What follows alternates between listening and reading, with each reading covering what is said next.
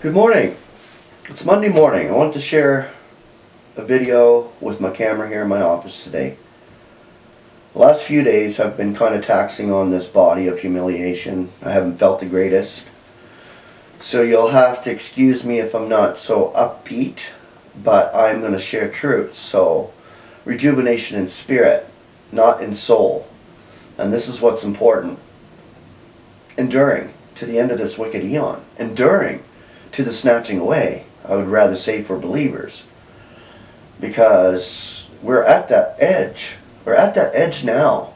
I mean, if any of you, as a member of the body of Christ, do not feel that pressure of this wicked eon, then there's something definitely wrong. You must be in the world or not even recognizing. You must be asleep in that respect, because to be awake is recognizing that there is a wicked force that's coming, and the pressure is here. They know their time is short. The wicked forces among the celestials, they know their time is short. This is why the pressure is on right now. The world is sick. The world is pressurized. But we as members of the body of Christ, we're standing strong. We're enduring to the snatching away, to the presence of the Lord. And that's moment to moment. As Martin says, the next 2.5 minutes, well, that is our expectation, no matter what. We're not looking at a timeline when it comes to that. It's moment to moment, as I always say.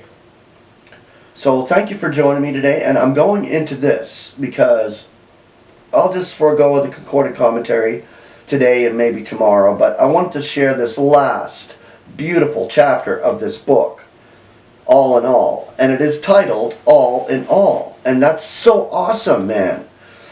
This is our expectation, to rule and reign with Christ, to reconcile His universe, to reconcile the celestial realm. This is our job. We're being prepared now. We're in the training ground. And we're going to do this. We're going to reconcile His whole universe.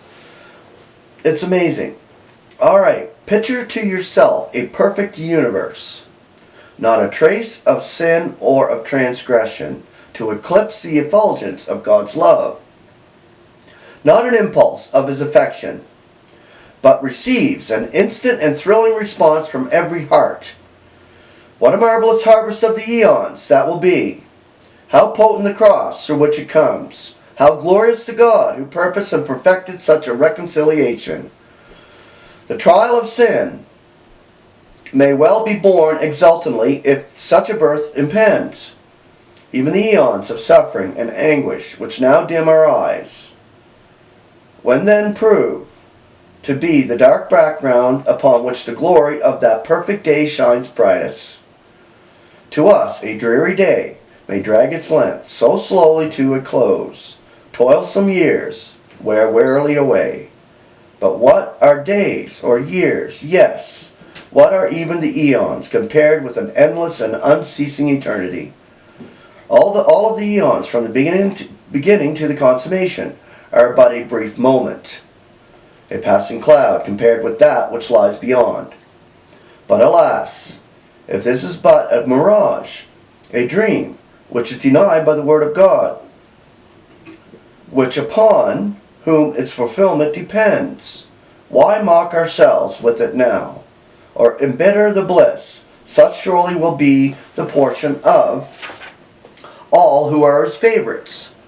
God is the Savior of all mankind, especially of believers.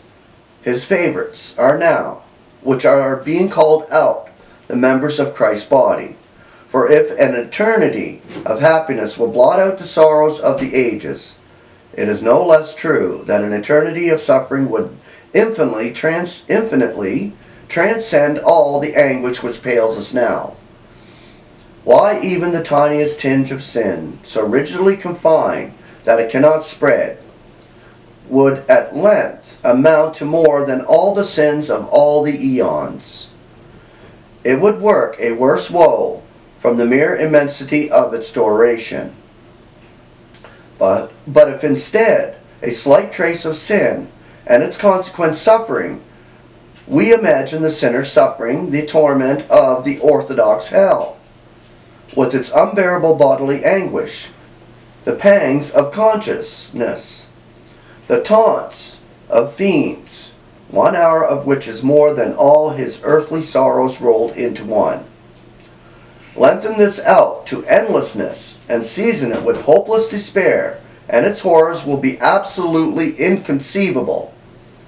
But this is far from all. Multiply the single case by the vast majority of humanity, who age after age have been huddled into this horrid hell of orthodoxy, and each one tortured and tormented while the ages roll and roll and roll, without respite and without remedy. And then imagine, but no, we will not. We will imagine no more, for the heart grows sick even at the very thought of it. Though our lips may be afraid to frame the words, our hearts will whisper, can such be the fruit of God's adventure? Would such sorrow serve as one of the jewels that he has sought for his eternal diadem?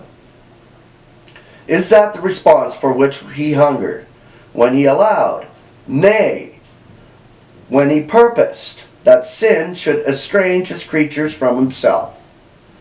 Christ came to destroy the works of the adversary. 1 John chapter 3, verse 8. But if orthodoxy is true, then Satan has not only the vast majority on his side, but his work is not destroyed at all. Its results would never cease to mar the universe. David was right when he preferred to fall into the hands of the living God, for his very judgments show none of the cruelty which so often mars man's mercy.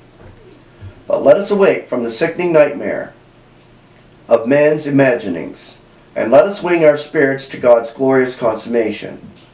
Here is a vision worthy of the God and Father of our Lord Jesus Christ. Sin, sorrow, suffering, estrangement. All these are but memories, which in the divine alchemy of that blessed era will illuminate love itself. Not sin triumphant, with its bitter fangs buried even in that blessedness. Ah, no! Sin will be absent, though the memory of it remains, the chiefest condiment of sinless bliss. Once all was perfect, and all shall be perfect once again. Man has God's enmity, or enemy. Man has been God's enemy.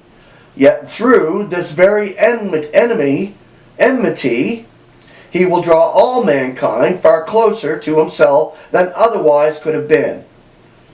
And the zenith of that sublime perfection will be not innocence or friendship chain unbroken, but reconciliation, perfect and complete, a universe in harmony with God. This is our goal.